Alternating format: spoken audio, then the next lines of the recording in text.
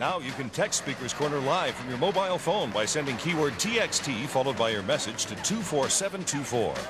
Come on down to the Jays shop at Gate 5 of the Rogers Center. Speaker's Corner and Rogers want you to go to bat for what you believe in. Step up to the plate and have your say at our mobile Speaker's Corner. And you can win $100 worth of official Jays and Argos wear. Citytv rules! Woo! I love the Jays. The Jays are the best. You guys rock, man. Especially Roy Halladay. I love him. I think that the Toronto Blue Jays are going to do fantastic this year. They look like they've done a great deal in trying to put together a team, and as long as they don't have any injuries this year, I think they'll compete. The Yankees look like they're falling apart. Boston, without Schilling, that's some significant loss. But the Jays have some pretty good players and had some good people step up last year. Now as for the Leafs, let's not even talk about the Leafs. That's another story. We're at the auto show. Here we are. Got here me, my little brother Pierre, and that's it. That's all we got. All the cool cars are here, and my favorite is the Lamborghini. My sister's favorite is the RX-8, and my dad's favorite is the GMC. Hey, we're here at this car show and it's awesome. What is our purpose in life? Why are we here? Yeah. Why am I in this world? Why am I keeping it real the way I do? I don't know, maybe I just am. Hi! I like cats and seals. Do you know me? I like baseball. We just went to the car show. It was pretty good, but we're tired now. Yes, very tired. Okay, are we done? Yes.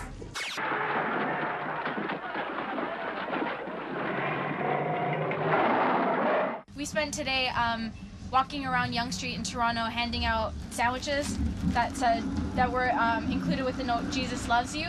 And our main focus was to hand out sandwiches to people who are homeless. And we noticed that a lot of people have bad misconceptions about homeless people, thinking that they're bad people, or they're dirty or lazy drug dealers. Yeah. But we, from our own personal experience, we can tell that a lot of these people, the only big difference between them and us is that their lives are just a little harder than us. I'd like to talk about living on the streets. I'm 42 years old, and it's hell at any age. I just came from the youth rally. And I think it's a disgrace to our country that our young people are living on the streets. And something should be done about it. I think they spend more than 1% on the budget for housing. I think it should be increased. And there's not a lonelier feeling than being on the street and sleeping outside. There's somebody here who lives on Queen Street, homeless, who has a Rottweiler. And I have a Rottweiler, and I don't like to see that. I don't like to see that with any dogs. I don't think that anybody that doesn't have a home should own a dog.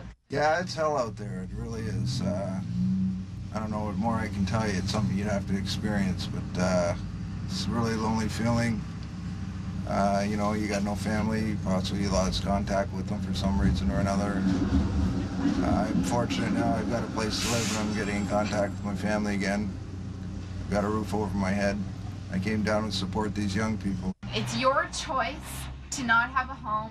It's like man's best friend. But you know what? They're not bred that way anymore. They're bred to have a home, they're bred to have shelter, they're bred to have food. If I didn't have a house, if I didn't have a home, I wouldn't have a dog. I work at a coffee shop not too far from here.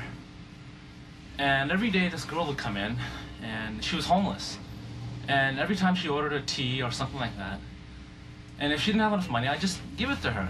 The hell with it, it's $1.20, big deal. She came in for a while. And after that, today she came in. This time though, she had clean hair. It looks like she just came fresh out of a shower. She was wearing clean clothes, everything.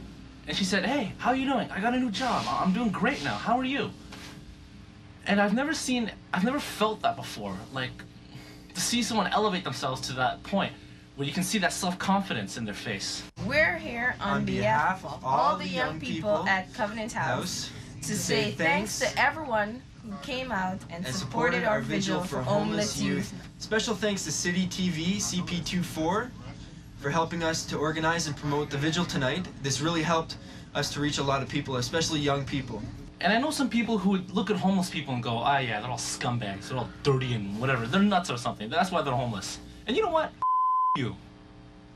If you could look at that girl and you didn't know she was homeless, you'd have no idea. You just go, whoa, hi.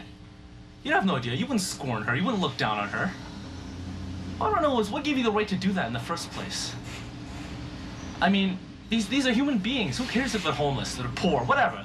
They're victims of circumstance. They didn't choose to be poor. Oh yeah, I'm gonna be homeless. And you know what?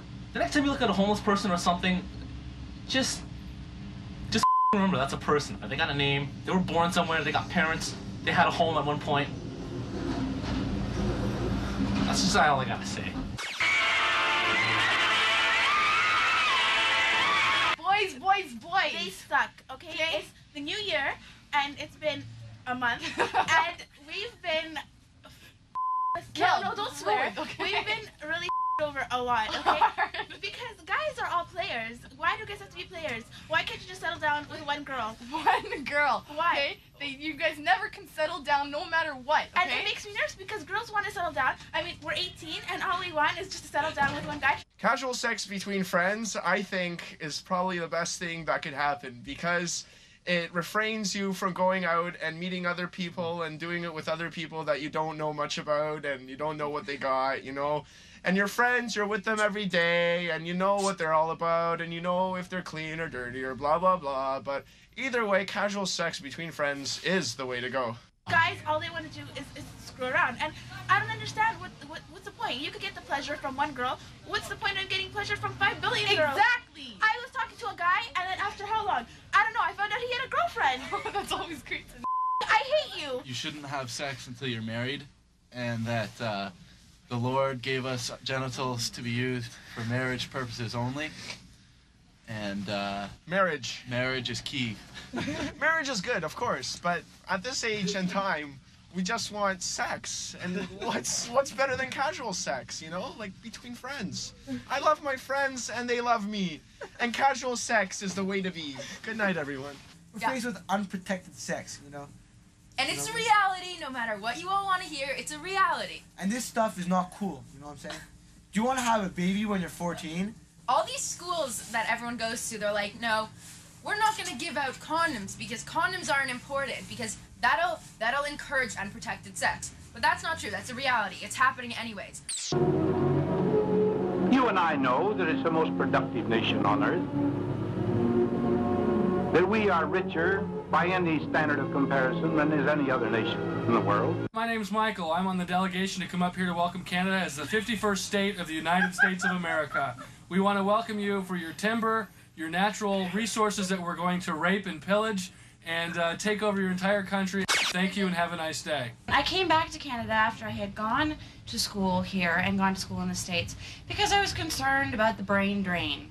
And I come back here thinking it'll be great, you know? There'll be health care, it'll be wonderful, all the great perks about being a Canadian will be back in my life. Well, I come back and it turns out that there really isn't any more health care thanks to our Ontario government, and there really isn't any reason to make me stay here. The pay is less, everything is less. So this is my question. If Canada is so worried about the supposed brain drain of all of our educated young people going to the States, then why don't they do something to make it more advantageous for us to stay here? And if they can't pay us competitive salaries, then make sure that we have things like health care and better education and maybe less expensive education. Because that's the only thing that's going to keep people staying here is a better quality of life. But if I'm getting paid more down there for the same job, I don't mind paying for my health care. We're from Cleveland, Ohio, but people think we're Canadian, and I just don't understand that. Your country sucks. Because Canada sucks. Canada sucks really, really big, you know what. I just really don't understand it. I mean, Canada is just, so peace-loving and everything. They're just followers. You can't just say they're followers of us Americans. They're puppets to our exactly. As my friend Michael says, you Canadians are puppets to us Americans. You really, you really need to find an identity, you Canadians. I mean, you don't even know what the hell you want. You guys think you're American. You've got so because many- that's how you act. You're so multicultural. You're so multicultural in this boiling pot here. Melting pot, whatever the you're really just gonna, you know, learn how to please yourselves. Those people from Boston, it was a couple and their children, and they came up here about a week ago, and they were talking about how America wants to incorporate Canada, make it the 51st state. And, you know, the tone of the whole thing was like they sounded like they were doing us a big favor. I believe that Canada should become a part of the United States. So, as someone from the United States who's visiting here in Canada, I want to let you know that a few of us are actually thinking about plans to incorporate Canada into the United States. Then we could use the same money and not like this kind of silly loonies. What's a loony? Totally disagree. And I think there's a lot of Canadians with me that we don't need Americans here. We don't want your healthcare system. We have a lot of good things here. And the last thing we need is to throw it all away for like some green money with like pictures of Abraham Lincoln. Like, get a clue, okay? Boston people or any Americans thinking of taking over Canada, we will resist you.